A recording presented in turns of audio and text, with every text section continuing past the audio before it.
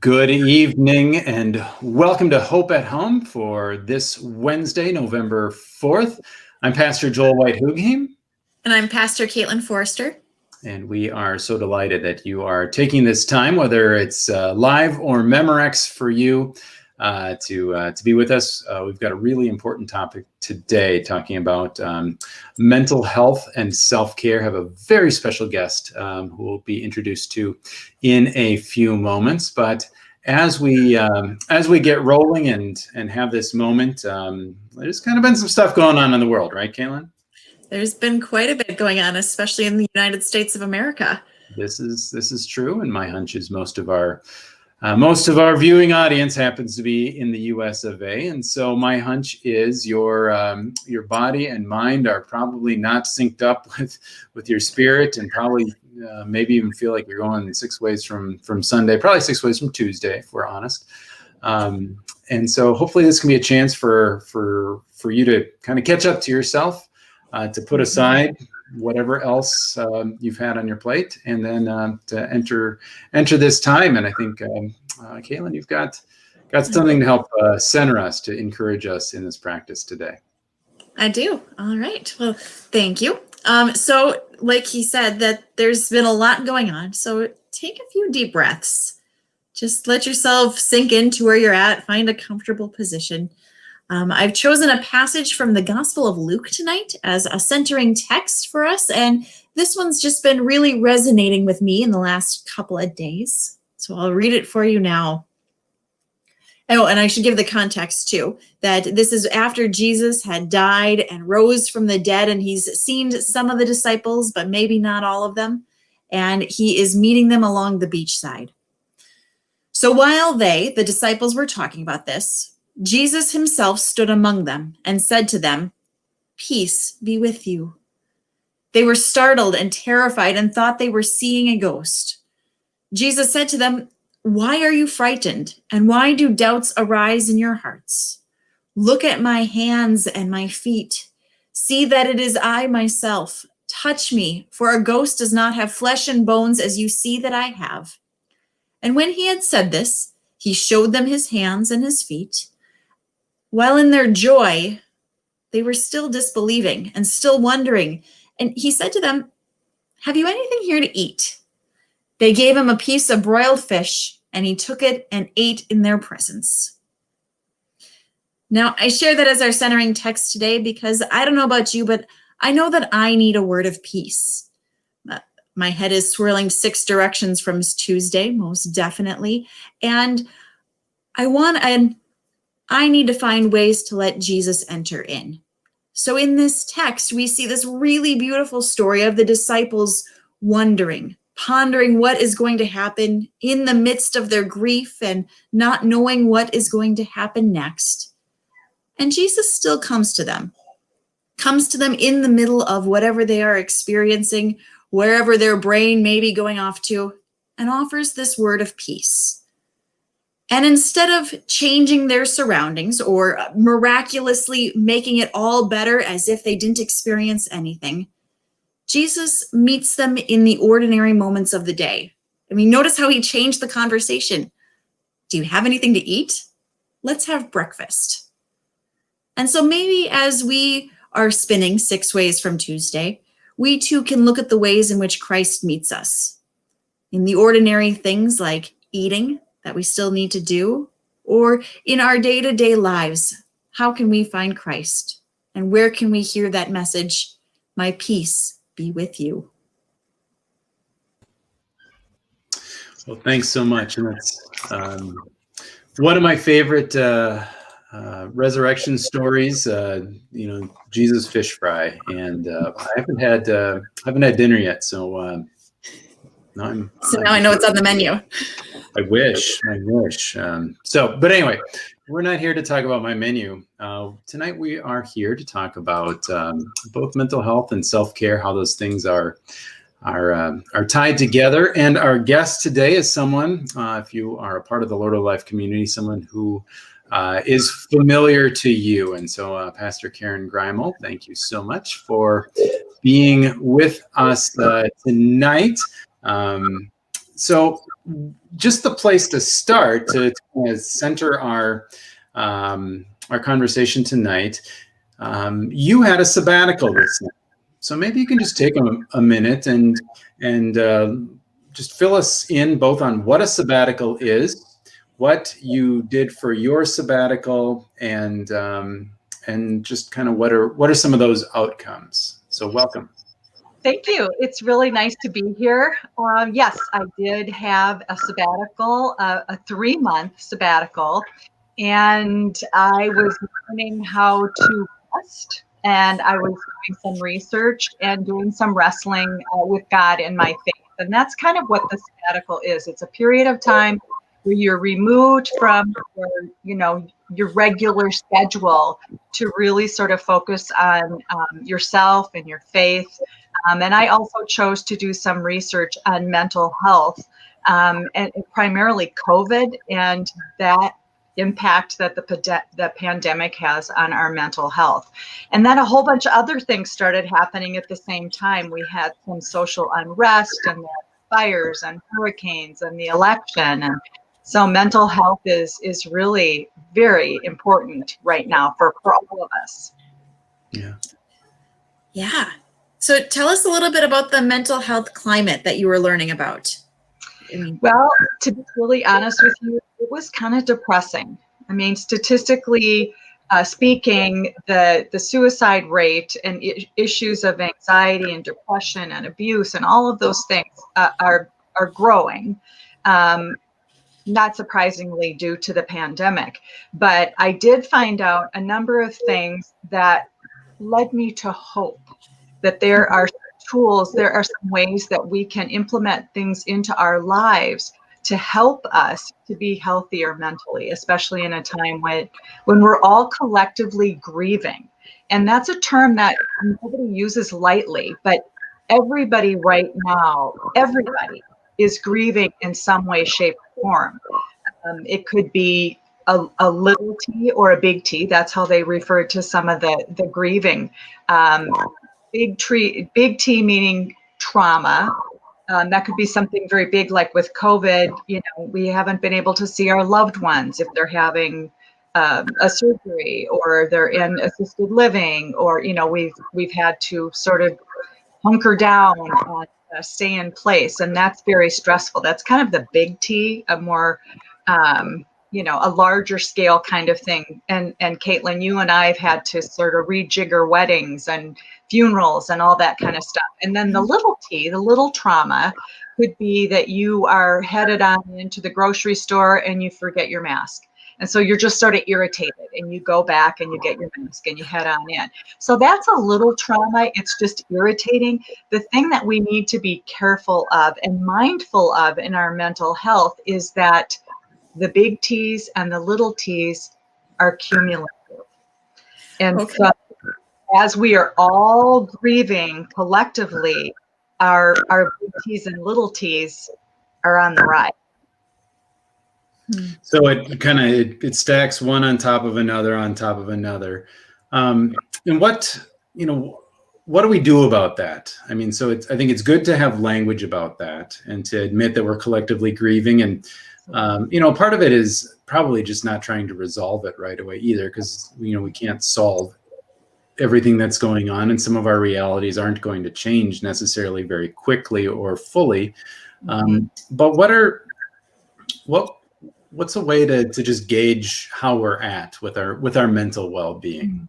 Yeah, that is a great question, and we all have the ability to do this, to do something. And so you might think about when you go to the doctor's office, you walk in and on the wall, there's a chart and it has these little faces on it. So now you can see the faces, when you're a 0, that, you're doing okay. And then you're somewhere on the continuum up to 10.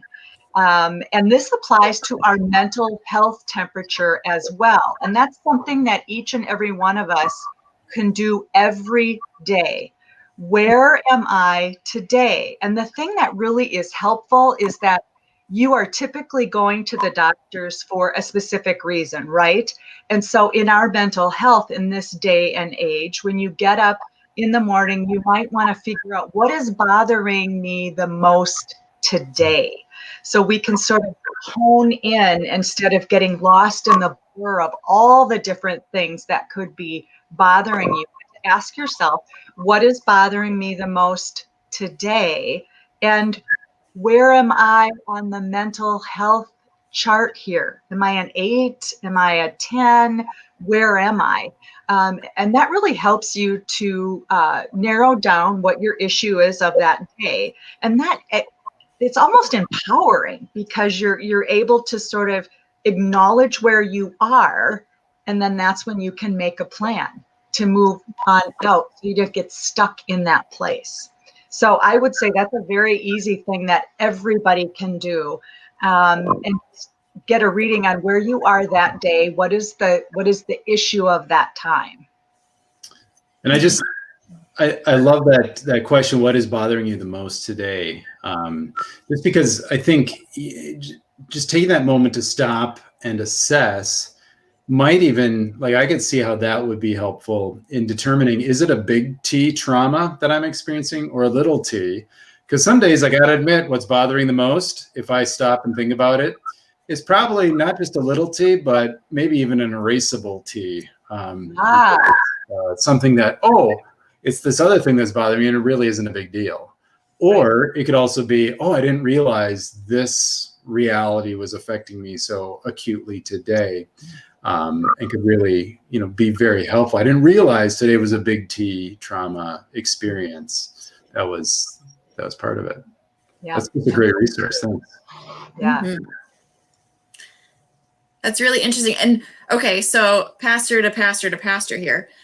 One of the things I find really fascinating about it is that as people of faith, I think there's this perception that when we go to church or practice faith that we need to have it all together.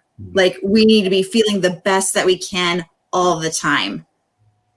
But in reality, God's right there with us no matter what number we're at, and will help us. I'm losing my words. When we understand what number we're at, that's where we can ask God to help enter into. So God can meet us in that moment rather than like thinking we have to have it all together, going, oh no, I can't give this to God because it's just too scary. Mm-hmm. But really, God wants that part of us as well. Mm-hmm. And that's almost unburdening for us. Here's where I am, Lord, and clearly I can't do this on my own. I really need the help of the Holy Spirit. Intervention, big time here. And to label that and say, this is where I am, come on in and help me out. So are there some practices that like we can invite God and those around us to help, and even ourselves to? Absolutely. Actually there are many, many practices, but there are 4 that I would like to focus on that are very doable for all of us. And they're not complicated. The first one is to minimize our news feeds and social media. How else am I going to drive myself nuts today, though, if I'm not doom scrolling through social media and hitting refresh on the news website to see how fast something is being counted someplace? Exactly. Tell me, right? Exactly. That is a no-no. Stop that doom scrolling right away. For me personally, what I was discovering is that I would get up in the morning and I turn on the news and I'm watching the news and I feel like I'm just being accosted by all of this yuck. And then I thought, okay, well, I'm not going to watch it in the morning. I'll watch it at night before I go to bed. Oh, that was bad too, because then I can't sleep because my mind's swirling about all this stuff that's going on.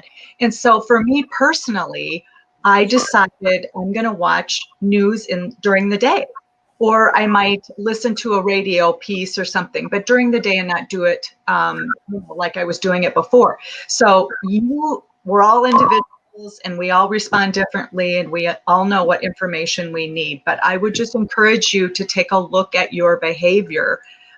We can become addicted to that information and get sucked in and not even realize how many minutes, hours have gone by and we're still there.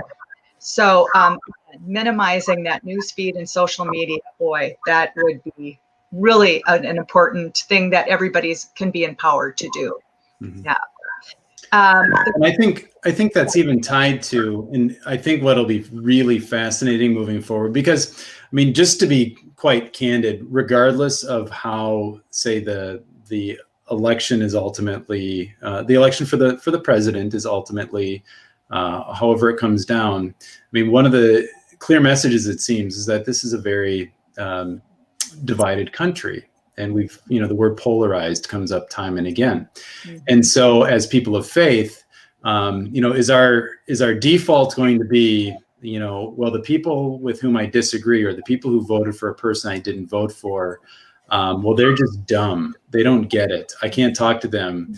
And I mean, if that's our starting point, first of all, we're not loving our neighbor very well, let alone loving our enemies very well. But it's really corrosive, and I think there'll be a lot of studies probably that come out about this kind of. It's really easy for any of us to get stuck in an echo chamber online. And I understand the irony that you may be watching this on Facebook at the same time as knowing that some of those things, those messages that we hear, and again, it's all across the map. So I'm not singling out anyone, but it can be really easy. And I think one of the cautions that, I have to pump the brakes on myself when I do my best to practice this is it's really easy for me to get self-righteous because I hear all these voices who agree with me. Then I feel like even smarter than I, was before, because look at all these other people who agree with me. And then look at how bad or defective or inadequate the people are who don't agree with me. When it turns out that's actually my neighbor. And if they needed help, I'd help them, and vice versa. If I needed a hand, they would be right there for me. And so I think there's a dehumanizing that happens. Mm-hmm. Yeah. Good point. So the second thing that I think we should think about is creating a new daily routine. Now, we all had our other routines going, right, prior to COVID, and then all of these other things that have occurred.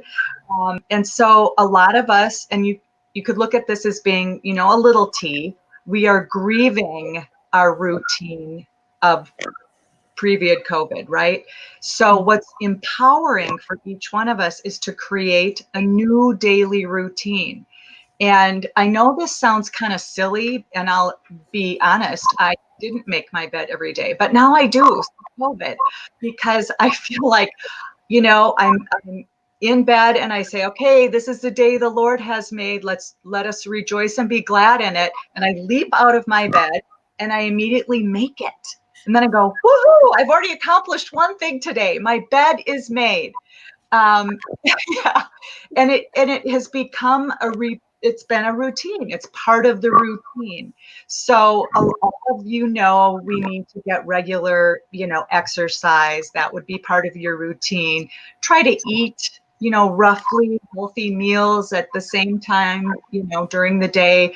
Go to bed around the same time, wake up around the same time. And what feels good for you, but it's really empowering to have that daily routine, the thing that you do that kind of keeps you on track.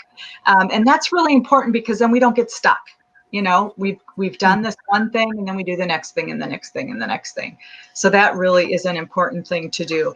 One that I might suggest that for those of us who are working from home, I think what sometimes happens is that our resting time, family time, and our work time, they just start getting, And so I can't tell you how many times I walk by my computer and I'm checking Lord of Life email and I'm checking Slack and I'm thinking, wait a minute, you were just there for hours upon hours. So I think if you can really just say, this period of time I'm allotting for work and this is for rest.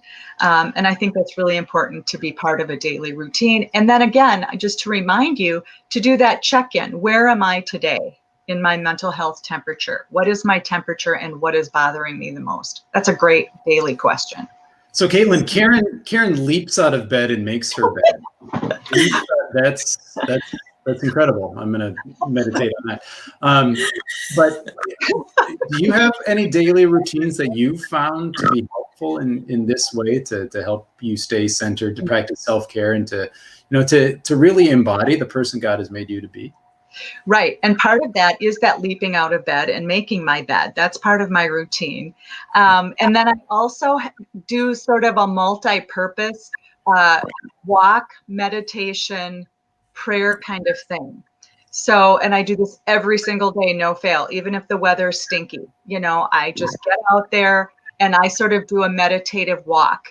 No headphone stuff going on, no talking on my phone as I walk. And even if you just give yourself, 20 minutes a day to just sort of meditate, think, pray, gratitude, that kind of thing, that has been really helpful for me. It recalibrates me. How about you, Kaitlyn?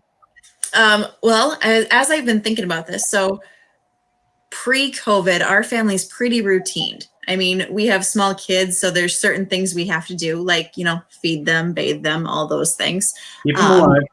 And keep them alive. Yep. And there's a lot of things. And we're pretty structured at our house just in general. And one of the things that I found to build into my routine as the time has gone on, so I was not as great about this, especially at the beginning, has been to build in some of those boundaries of I need time by myself. Like right now, this is a lot of time and I love you all, but sometimes I just need the me time. And so building in that self-care time, or what I need, and being really open and honest about what those needs are when I can identify what they are, which doesn't always happen, but it's much healthier when I do. Mm-hmm. How about you, Joel? Well, one of the things that I've always, my life is not as structured because we do not have young kids anymore. So it's more of a free for all for us. For me though, it's a morning thing because that's, I tend to be the first one up in the house.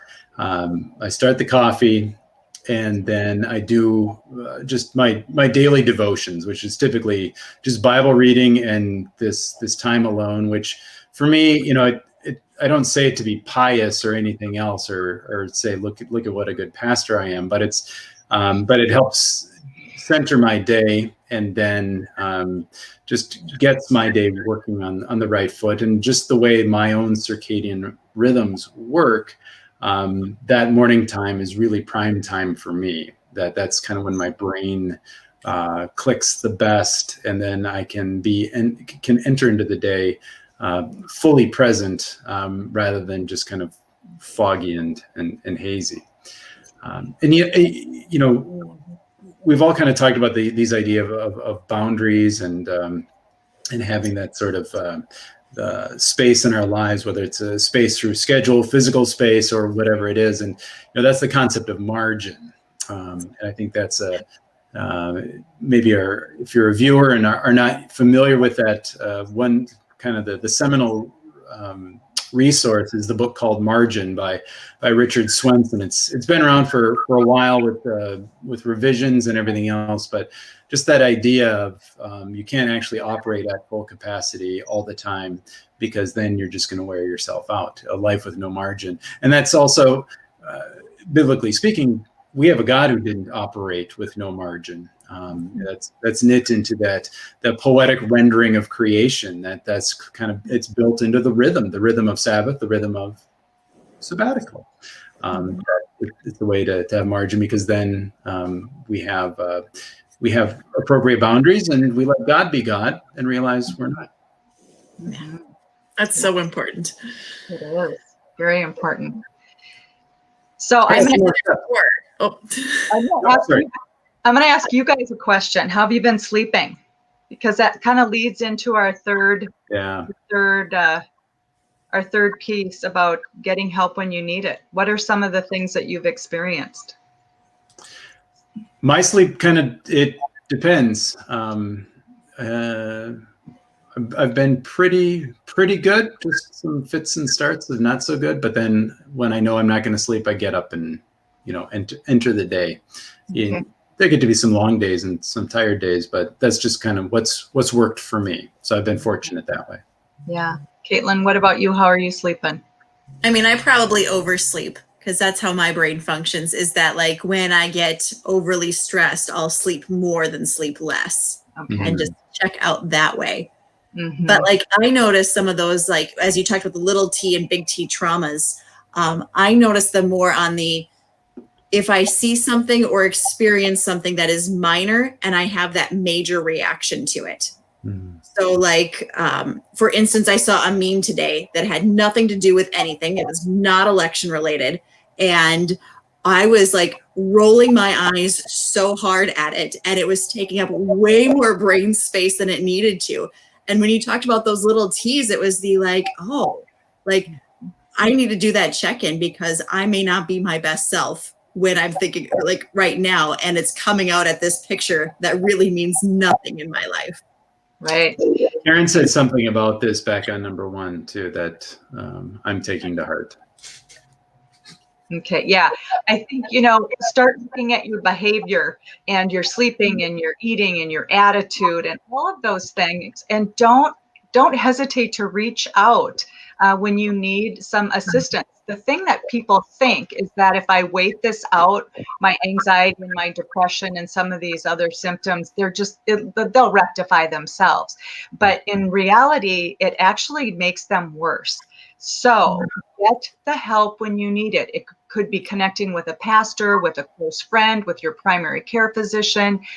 If it's more severe, it might be contacting some of the other mental health places that are out there. And there's a lot of support. And so don't try to tough it out. Don't do that. Just like you'd get care if you sprained your ankle. Exactly. Without any apologies, you would go and get medical attention. It's good to get attention that's needed when not just it's a physical health, but a mental health reality as well. Right. And I think that stigma's minimizing, like it's going away a little bit, but it's still out there. And it's still there, we need to unfortunately. reinforce that. Yeah. Yeah. But we can all work together to sort of eradicate that stigma because it's the real deal. And especially right now, like I said before, we're all grieving and we're all experiencing trauma, every one of us at all different levels. So don't hesitate to get the help when you need it. Good point. Good point. Yeah. All right. One more for us, right? One more, number 4, give yourself and those around you grace. The book of Ephesians talks a lot about being kind and patient. And I think what I've sensed in this time of COVID is we're all just a little crabby. And we say things, except for Joel. He's not crabby at all. Don't ask my family, but that's true. Okay. I think we just sort of are a little on edge and maybe saying and doing things that we wouldn't quite do before. I mean, Kaitlyn, like your reaction to that meme. I mean, that's not something that you probably would have responded to in the same way.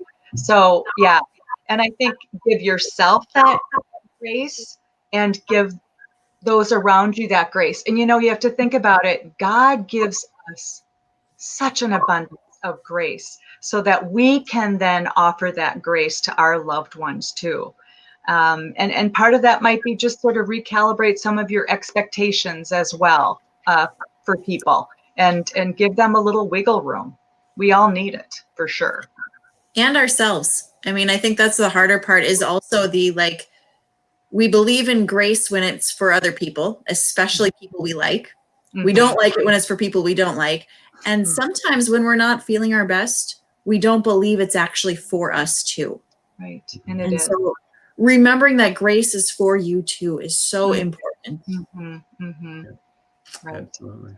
Oh, good. Yeah. Yeah, that's just key. And that's even what John writes in chapter 1, that Jesus comes to give us grace upon grace. And so extending grace, it's one of those things. It's not a limited supply. It's not like if I extend you grace or even allow myself some grace, I don't run out of grace. God doesn't run out of grace.